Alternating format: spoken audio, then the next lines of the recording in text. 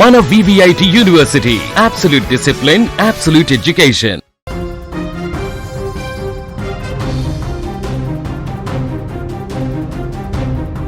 కేరళలో గత కొన్ని రోజులుగా కురుస్తున్న భారీ వర్షాలు రాష్ట్రాన్ని అతలకుతలం చేస్తున్నాయి. ఎడతెరిపి లేకుండా కురుస్తున్న కుండపోత వర్షాలతో నదులు ప్రమాదకర స్థాయిలో ఉప్పొంగుతున్నాయి. వరదలు, కొండ చర్యలు విరిగిపడినటువంటి ఘటనలు రాష్ట్ర వ్యాప్తంగా తీవ్ర విషాదాన్ని మిగిల్చాయి. ఇప్పటి వరకు 15 మంది ప్రాణాలు కోల్పోగా మరో 7 గల్లంతైనట్టుగా సమాచారం. సహాయక బృందాలు యుద్ధ ప్రాతిపదికన సహాయక చర్యలు కొనసాగిస్తున్నాయి. గత కొన్ని రోజులుగా కేరళలోని పలు జిల్లాలలో భారీ నుంచి అతి భారీ వర్షాలు కురుస్తున్నాయి. ఎడతెరిపి లేకుండా కురుస్తున్న వర్షాలకు నదులు, వాగులు పొంగి పొర్లుతున్నాయి. లోతట్టు ప్రాంతాలన్నీ నీట మునిగిపోయాయి. పలు ప్రాంతాలలో రహదారులు పూర్తిగా జలమయం కావడంతో ప్రజల రాకపోకలు స్తంభించిపోయాయి. భారీ వర్షాల కారణంగా చోటు చేసుకున్న వరదలు, కొండ చర్యలు విరిగిపడినటువంటి ఘటనలలో ఇప్పటి వరకు 15 మంది మృతి చెందినట్లు అధికారులు వెల్లడించారు. మరో 7 ఆచూకీ ఇంకా లభించకపోవడంతో గాలింపు చర్యలు కొనసాగుతున్నాయి.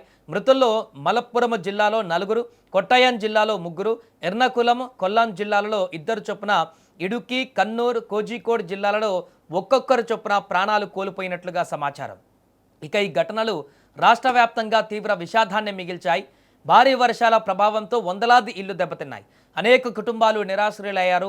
మరోవైపు వ్యవసాయ రంగం పైన కూడా తీవ్ర ప్రభావం పడింది. సుమారు 165 హెక్టార్లకు పైగా పంటలు దెబ్బతిన్నట్లుగా అధికారులు అంచనా వేస్తున్నారు. దీంతో రైతులకు భారీ నష్టం వాటిల్లింది. పరిస్థితి తీవ్రంగా మారడంతో కేరళ ప్రభుత్వం పూర్తి స్థాయి అప్రమత్తమైంది. Disaster management, revenue, police, fire ఆఫీసులు, ఫైర్ సర్వీసెస్, ఆరోగ్య శాఖలు సమన్వయంతో సహాయక చర్యలు చేపడుతున్నాయి. వరద ప్రభావిత ప్రాంతాల నుంచి ప్రజలను సురక్షిత ప్రాంతాలకు తరలించేందుకు యుద్ధ ప్రాతిపదికన చర్యలు కొనసాగుతున్నాయి. రాష్ట్ర వ్యాప్తంగా 316 రిలీఫ్ క్యాంపులు ఏర్పాటు చేశారు. ఈ శిబిరాలకు ఇప్పటికే 11,000 మందికి పైగా బాధితులను తరలించినట్లుగా అధికారులు తెలిపారు. క్యాంపుల్లో బాధితులకు ఆహారం, తాగునీరు, వైద్య సేవలు, అవసరమైన మందులు అందిస్తున్నారు. భారీ వర్షాల తర్వాత అంటువ్యాధులు ప్రబలే అవకాశం ఉండడంతో ఆరోగ్య శాఖ ప్రత్యేక చర్యలు చేపట్టింది. రిలీఫ్ క్యాంపులలో పరిశుభ్రతపైన ప్రత్యేక దృష్టి పెట్టడంతో పాటు వైద్య బృందాలను అందుబాటులో ఉంచింది. తాగునీటి సరఫరా, పారిశుద్ధ్య నిర్వహణ పైన కూడా అధికారులు నిరంతరం పర్యవేక్షణ చేస్తున్నారు. మరోవైపు వాతావరణ శాఖ ఇంకా పలు జిల్లాలకు భారీ వర్షాల హెచ్చరికలు జారీ చేసినట్టుగా సమాచారం.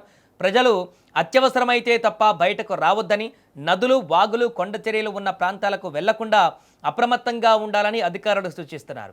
ఈ నేపథ్యంలోనే రాష్ట్రంలోని 14 జిల్లాలకు అధికారులు ఎల్లో అలర్ట్ జారీ చేశారు. ప్రస్తుతం గల్లంతైన వారి కోసం రెస్క్యూ ఆపరేషన్స్ కూడా కొనసాగుతున్నాయి. వర్షాలు తగ్గిన తర్వాతే పూర్తి స్థాయిలో నష్టం అంచనా వేయడం సాధ్యమవుతుందంటూ కూడా అధికారులు చెబుతున్నారు. కేరళలో పరిస్థితిని రాష్ట్ర ప్రభుత్వం ఎప్పటికప్పుడు సమీక్షిస్తూ అవసరమైన అన్ని చర్యలు కూడా తీసుకుంటుంది. గతంలో కేరళలో నెలకొన్నటువంటి పరిస్థితులు మనం చూసాం. భారీ వర్షాలు, వరదల నేపథ్యంలో ఏర్పడినటువంటి వయనాడ్ లాంటి ప్రమాదకరమైనటువంటి ఘటనలు అక్కడ ఉన్న నేపథ్యంలో ఇప్పుడు వస్తున్నటువంటి భారీ వర్షానికి, అక్కడ నెలకొన్నటువంటి వరద ప్రభావానికి ప్రజలందరూ కూడా తీవ్ర భయాందోళనకు గురవుతున్నటువంటి పరిస్థితి ఉంది. ఏ క్షణాన ఏం జరుగుతుందో, ఎక్కడ కొండ చర్యలు విరిగిపడతాయేమో అనేటువంటి ఆందోళనతోటి ఇప్పుడు ప్రజలందరూ కూడా అక్కడ బిక్కుబిక్కుమంటూ గడుపుతున్నారు. ప్రభుత్వం మాత్రం అన్ని రకాల చర్యలు తీసుకునేందుకు, సహాయక చర్యలు చేసేందుకు ఇప్పటికే ప్రణాళికలు చేస్తూ పూర్తి స్థాయి సన్నద్ధమైనటువంటి నేపథ్యంలో అక్కడ ప్రజలు మాత్రం ఇంకా భయానకమైనటువంటి పరిస్థితుల్లోనే ఉన్నారు.